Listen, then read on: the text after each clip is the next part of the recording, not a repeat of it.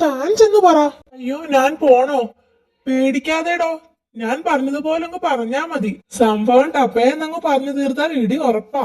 തമാശ പോലെ തുടങ്ങണം, സംഗതി പ്രശ്നമാണെന്ന പതുക്കെ തോന്നണം. ഹലോ ചേട്ടാ. ഹലോ.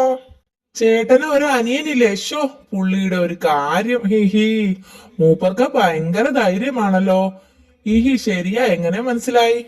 കുറച്ചു മുമ്പ് നമ്മുടെ സൂത്രൻ ദേ ഇത്രയും പോകുന്നൊരു കല്ല് അനിയന്റെ നേരെ ഇട്ടു നോക്കി. അനിയനുണ്ടോ വല്ല കുലുക്കവും? ഒന്ന് തല പൊക്കി നോക്കാൻ പോലും മെനക്കെട്ടില്ല. എന്തൊരു ധൈര്യം! ഹോ, എന്തൊരു ധൈര്യം! അവൻ പണ്ടേ അങ്ങനെയാ. എന്നാലും മൂപ്പർക്കൊരു വിഷമം പോലെ. നമുക്കൊന്ന് ആശ്വസിപ്പിക്കണ്ടേ? വേണോ? വേണം. ചേട്ടൻ ഇങ്ങോട്ട് ഇറങ്ങി വാ. ഇതൊന്നും കാര്യമാക്കാനില്ല എന്ന് ഞാൻ പറഞ്ഞു എന്ന് പോയി പറ. അയ്യോ അത് പോരാ, ചേട്ടൻ ഇറങ്ങി വാ. നിങ്ങൾ ചെന്ന് പറഞ്ഞാ മതിയെന്നേ. എന്നാലും ഒന്ന് വാ ചേട്ടാ, സ്വന്തം അനിയനല്ലേ. ഷേയ് വേണ്ട വേണ്ട, ഇത്രയും നിസാര കാര്യത്തിന് രക്ഷയില്ല സൂത്ര.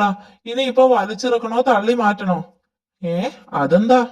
എന്താന്നോ, സൂത്രൻ തള്ളിവിട്ട കല്ലിലാ ചേട്ടൻ ഇരിക്കുന്നത്. കുഴപ്പമൊന്നുമില്ലല്ലോ.